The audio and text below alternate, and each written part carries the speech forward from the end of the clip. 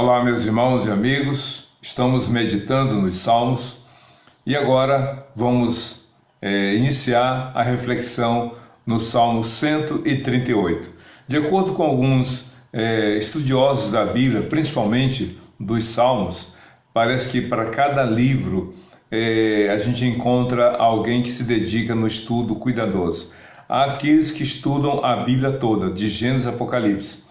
Há aqueles que se especializam no Velho Testamento, nos seus 39 livros, outros no Novo Testamento, nos seus 27, dando um total de 66 livros. E se você observar, há mais estudiosos do Novo Testamento do que aqueles do Velho Testamento.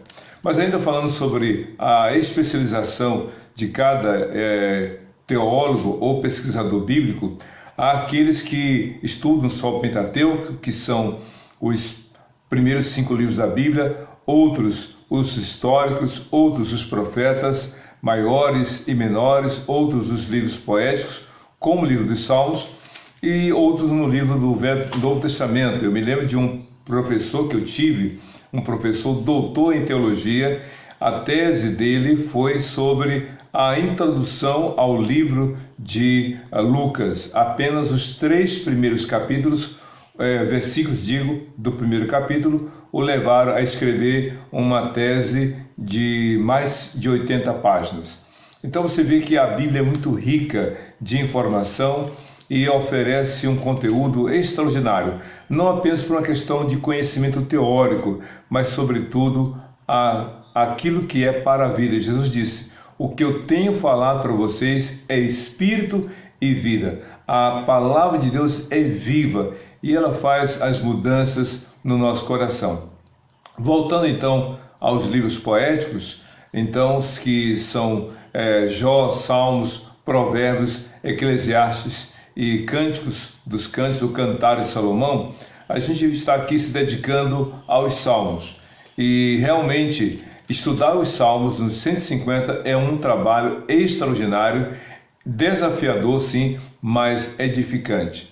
E o Salmo 138 é o primeiro de 8 salmos, que são os últimos salmos escritos por Davi. A gente já leu e já comentou sobre os primeiros salmos da Bíblia que foram escritos por Davi.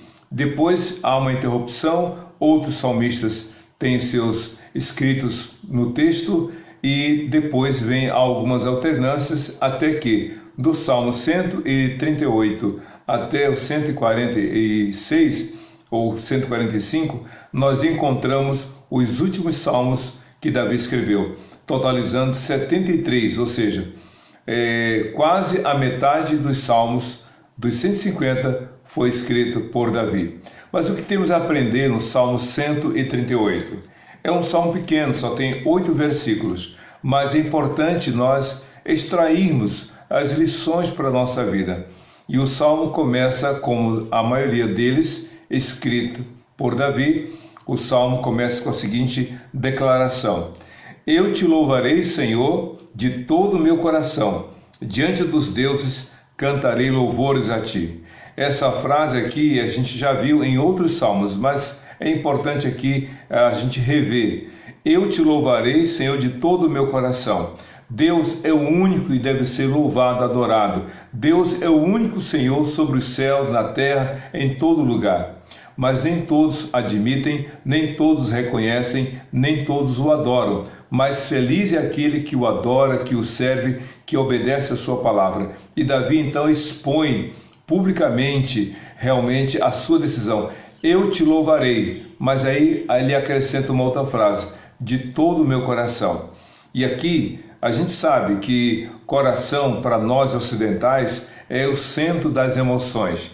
Eu, coração, Caxias. Eu, coração, Brasil. Ou eu, coração, chocolate. Ou eu, coração e o nome de uma outra pessoa. Então o coração para nós é o centro das emoções, dos afetos, dos sentimentos. Só que no mundo oriental, o coração é o centro das decisões. Por isso que a Bíblia diz em Deuteronômio capítulo 6 que devemos amar a Deus de todo o coração, de toda a alma, de toda a força, de todo o entendimento. E Cristo repetiu esse texto de Deuteronômio capítulo 6, do 6 ao 10, ou do 4 ao 10, ali em Marcos capítulo 12, quando ele responde a um homem que pergunta qual é o grande mandamento, e Cristo responde: amarás, pois, ao Senhor teu Deus de todo o teu coração, de todo o teu entendimento, de todas as tuas forças, com toda a sinceridade. E o segundo mandamento, Cristo falou: e amarás ao teu próximo como a ti mesmo. E essas duas declarações de Jesus estão, uma em Deuteronômio e o outro em Levítico. Então, quando Davi diz: eu te louvarei de todo o meu coração, realmente é algo decisivo, é algo sincero, é algo verdadeiro, não é da boca para fora, como o profeta Isaías ali repercutiu a palavra do Senhor. Este povo me louva com a boca, mas o seu coração está distante de mim. Não há verdade, não há sinceridade nesse ato de louvor e culto ao Senhor. Quantas pessoas no final do ano, de cada ano, fazem votos, promessas, ficam até de vigília, mas quando o ano novo começa, volta tudo à prática. Gente que vai para o domingo, ou num domingo à igreja, se consagra, chora, ora, mas de segunda a sábado a vida é sua, sem temor a Deus. Davi diz: eu te louvarei de todo o meu coração. E ele completa: diante dos deuses cantarei louvores a ti.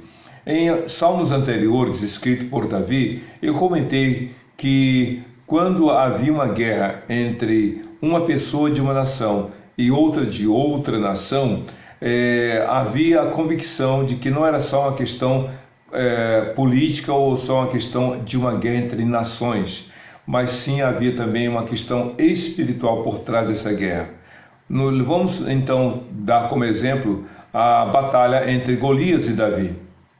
Davi fazia parte do povo hebreu, que adorava o único e verdadeiro Senhor dos céus e da terra. Já Golias era da terra dos filisteus, que adorava inúmeros deuses, vários deuses.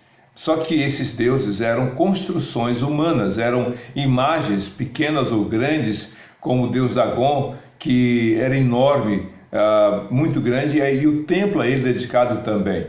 Havia o deus Baal, havia a Acera e outros que eram adorados como deuses. Então, quando Golias desafiou Davi, disse: os meus deuses vão te entregar nas minhas mãos. Porque não era só guerra entre nações, mas é uma guerra espiritual. E quando uma nação vencia a outra, os vencedores diziam: os nossos deuses são maiores do que os seus deuses, porque os nossos deuses nos deram vitórias contra os teus. Por isso que Senaqueribe, quando foi provocar a guerra entre o rei de Jerusalém, disse: os meus deuses me deram vitórias contra outras nações, e esses meus deuses vão derrotar o Deus em que tu confias. Por isso que Davi disse: não, eu vou continuar crendo no Senhor. Diante dos deuses, desses falsos deuses, dessas nações que adoram esses deuses, essas imagens, eu vou louvar ao Senhor. Hoje nós vivemos numa época em que temos que respeitar as diferenças de escolha, de decisão de cada um. Nós não devemos provocar ou querer desqualificar realmente a prática religiosa das pessoas. Hoje nós temos que ter tolerância religiosa, nós temos que respeitar a liberdade do outro. E se você olhar na Bíblia, Jesus agiu assim. Jesus respeitou a decisão do outro, não impôs ao outro digamos assim, uma escolha. Sempre orientou, sempre instruiu, deixando que cada um fizesse a sua escolha e decisão. Davi, portanto, ele fez a sua escolha: eu vou louvar ao Senhor e permanecerei com ele. Diante das situações da vida de hoje, é a escolha sua.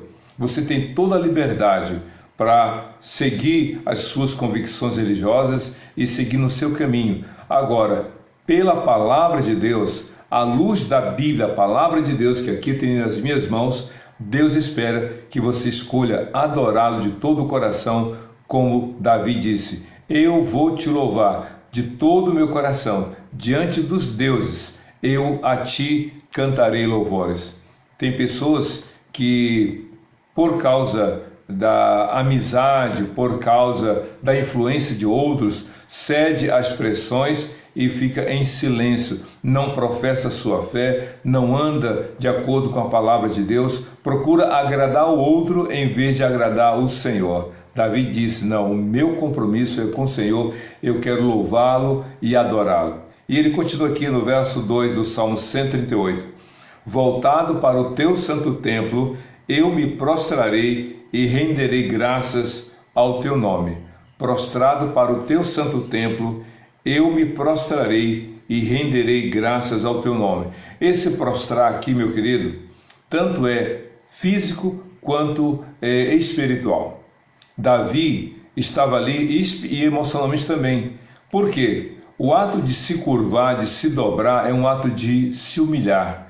É um ato de quebrantamento, é um ato de submissão, é um ato de se sujeitar, é um ato de reconhecer a grandeza e o poder do Senhor. Voltado para o teu templo, eu quero me prostrar, eu vou me prostrar e render graças ao Senhor. A adoração a Deus, portanto, não é algo que devemos fazer de um modo presunçoso e orgulhoso. Não, é humilde.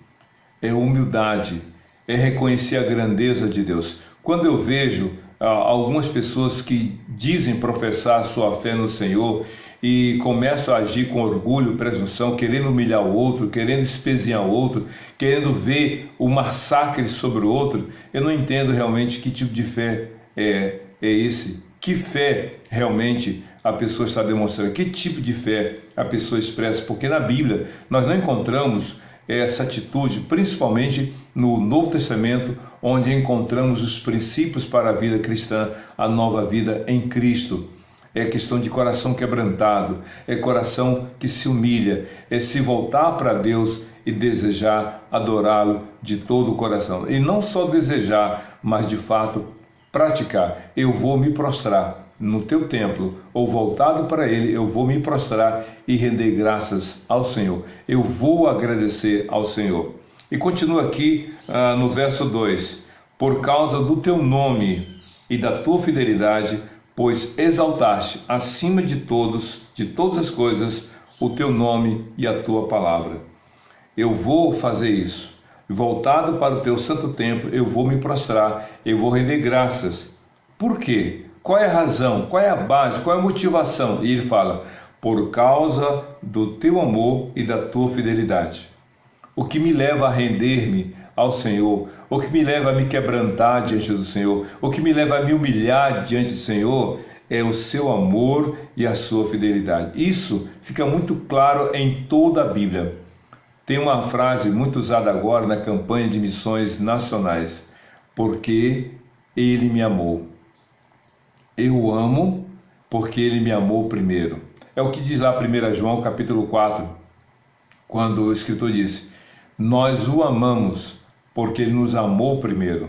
Ou seja, o nosso amor a Deus, a nossa dedicação a Deus, o nosso ato de culto, louvor e gratidão ao Senhor é porque primeiro ele agiu, primeiro ele tomou iniciativa, primeiro ele veio, ele enviou Jesus. Então, uma pessoa salva, uma pessoa grata, uma pessoa que foi perdoada em seus pecados, ela vai se dedicar, ela vai se entregar, ela vai servir ao Senhor com gratidão.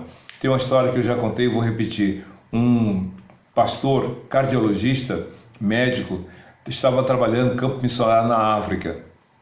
E enquanto estava lá sentado preparando sermões, ele ouviu um grito, um homem nativo da área gritando, pedindo socorro, porque uma onça havia enfiado as suas garras em um dos braços dele e o arrastava para o interior da mata, da floresta. O pastor não pensou duas vezes, pegou a espingarda que usava para se proteger e então atirou contra o animal fugiu com aquele barulho. O pastor cardiologista fez um torniquete, ali fez uma pressão para impedir o avanço, para interromper a hemorragia, fez os primeiros socorros e o levou aquele nativo para o hospital e o deixou lá sob os cuidados médicos. O pastor voltou para casa tranquilo. 3 meses depois, ou um pouco mais, O pastor está lá na casa dele, ele ouve alguém chamar, bate a porta. Quando ele abre, está lá o homem com a família e com os seus bens puxados numa carroça. Aí o pastor toma um susto. Aí o homem disse: você se lembra de mim? Sim, eu lembro, eu salvei você da onça e do animal. Pois é, eu e a minha família e os meus bens, o que somos e o que temos pertencemos ao Senhor. Aí o pastor disse: não, o que eu fiz só foi a minha obrigação. Eu salvei você e não quero nada, não quero um centavo. Não, eu e a minha família, o que temos e o que somos pertencemos ao Senhor. E o pastor refutou aquilo, falou que não, e pela terceira vez o homem disse: eu e a minha família, o que somos e o que temos, pertencemos ao Senhor. E aí o pastor, não podendo mais dissuadir aquele homem daquela decisão, disse: por quê? Por que você está dizendo que o que vocês são e o que tem pertence a mim? Ele disse: pastor, aqui nós temos um costume. Se você salva a vida de uma pessoa, esta pessoa passa a pertencer a você. O Senhor me salvou, logo a minha vida, da minha família e o que temos pertencemos ao Senhor. É isso que a Bíblia está dizendo para nós. E nós o amamos porque Ele nos amou primeiro. Cristo veio e deu a vida dele por nós. Logo, com gratidão, com reconhecimento, com humildade, coração quebrantado, por causa do amor e da fidelidade do Senhor, nós nos sujeitamos a Ele. E na segunda parte diz assim: pois exaltaste acima de tudo, ou de todas as coisas, o teu nome e a tua palavra. E aqui Davi fala uma coisa muito interessante: o nome do Senhor e a palavra do Senhor. A Bíblia, apresentada de diferentes tamanhos e formatos, o que importa é que ela seja a palavra de fato do Senhor. Então essa palavra, a Bíblia, a palavra de Deus, não se dissocia do Senhor da palavra. O Senhor da palavra é também aquele que valoriza a sua mensagem. Tu exaltaste o teu nome e a tua palavra acima de todas as coisas. O nome do Senhor é poderoso, o nome do Senhor é grandiosíssimo. Ao longo dos outros salmos que já meditamos, Davi exaltou o nome do Senhor, nome poderoso. Eu li recentemente um salmo em que o salmista exalta a voz do Senhor. A tua voz é poderosa, a tua voz é majestosa, a tua voz faz estremecer a terra. Todos se sujeitam à voz. Quando Cristo disse: eu sou, os soldados que foram prendê-lo caíram, impactados pela palavra e declaração do Senhor.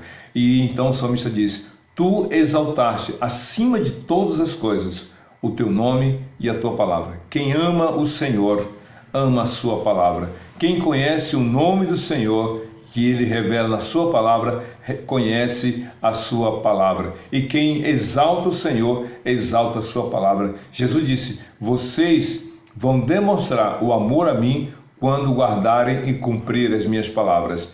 E eu irei morar em vocês. E aquele que me ama e guarda as minhas palavras, o meu Pai o amará, e viremos a ele e faremos nele morada. João 14, versos 21 e 23. Veja como realmente não tem como dissociar. Não dá para você dizer: eu amo Deus, eu amo o Senhor, mas não quero saber da sua palavra, ou a Bíblia para mim é um livro de historinhas. Não dá. Não tem como você dizer com a boca que ama o Senhor e não obedece à sua palavra. Uma vez uma pessoa disse: eu não creio na Bíblia porque papel aceita tudo.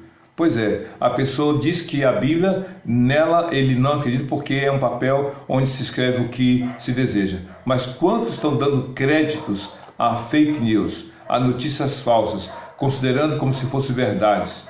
Por quê? Porque eu não entendo. Você não entende muita coisa da Bíblia e por isso a rejeita? Você sabe como é que a água de coco entra no coco e você bebe aquela água?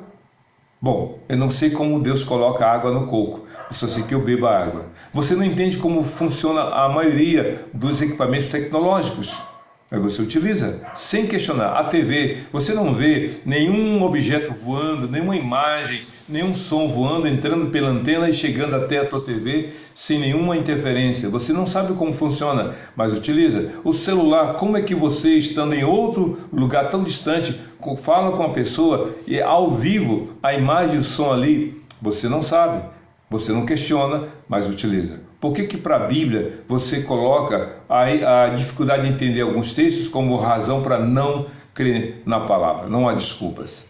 não há desculpas. Por isso, a Bíblia diz, Davi fala, eu exalto ao Senhor, porque o Senhor, o seu amor, a sua fidelidade realmente permanecem. E ele exaltou acima de todas as coisas o seu nome e a sua palavra. No verso 3, tem uma frase muito interessante aqui. Quando clamei, tu me respondeste, deste-me força e coragem. Numa outra tradução que eu gosto muito, assim, no dia em que eu clamei, atendeste-me, alentaste-me, fortalecendo a minha alma. Houve um dia difícil na vida de Davi, em que ele clamou a Deus. Deus o ouviu, Deus o encorajou e deu a ele condição de enfrentar as adversidades. Talvez hoje seja o dia em que você esteja dizendo, Senhor, estou sem força, estou cansado, quero desistir, quero interromper, quero parar. Clame a Deus. A Bíblia diz em Isaías 40, verso 31, que Deus renova as forças daquele que está sem forças e aqueles que esperam no Senhor renovarão suas forças. Cristo disse em Mateus 11, verso 28 a 30, venham a mim todos estão cansados e sobrecarregados e eu os aliviarei.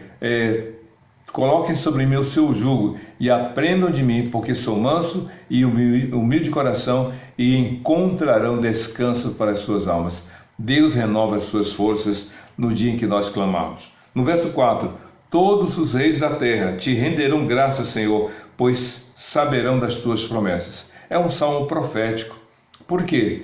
Porque na época de Davi havia nações que adoravam outros deuses. Na época de Paulo havia várias divindades, entre aspas, adoradas entre os gregos e romanos. E hoje, pelo mundo afora, não é diferente, mas haverá um dia em que todos os reis da terra, todos os líderes e governantes vão se dobrar em seus joelhos e vão dizer, Jesus Cristo é o Senhor, e isso para a glória de Deus Pai.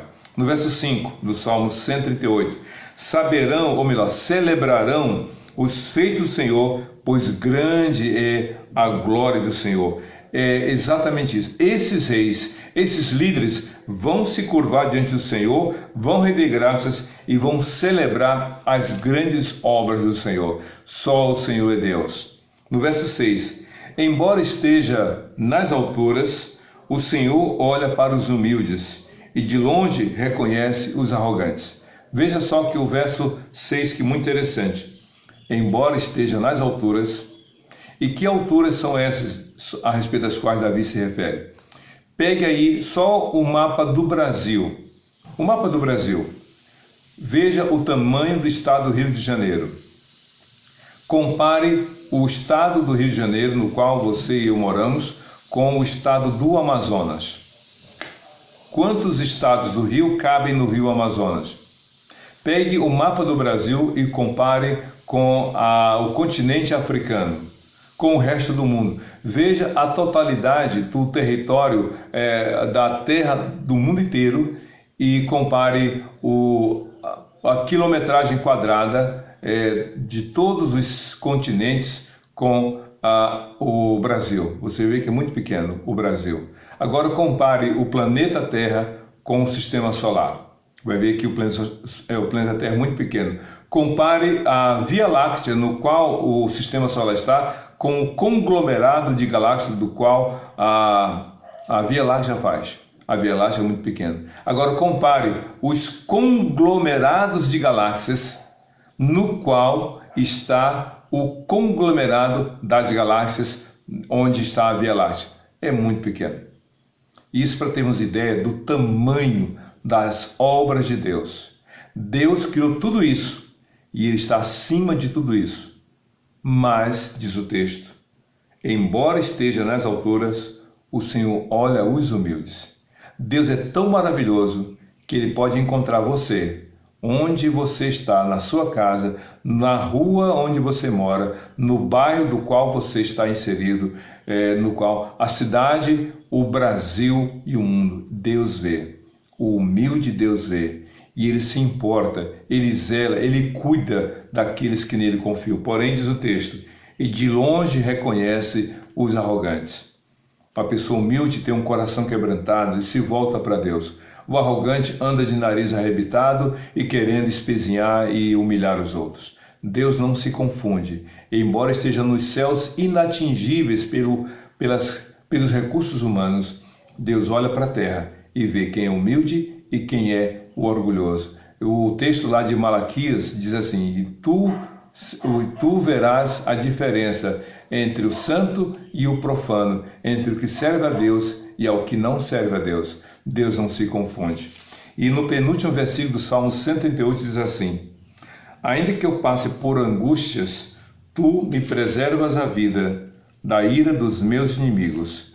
Ainda que eu passe por angústias. Davi foi um dos reis mais perseguidos. Não porque ele andava cometendo delitos, roubando, matando, sendo tirano, ditador. Não. Ele foi perseguido por causa da sua fé. Não foi um rei perfeito. A Bíblia diz isso claramente, apontando os seus erros e pecados, as dificuldades que ele teve na gestão familiar.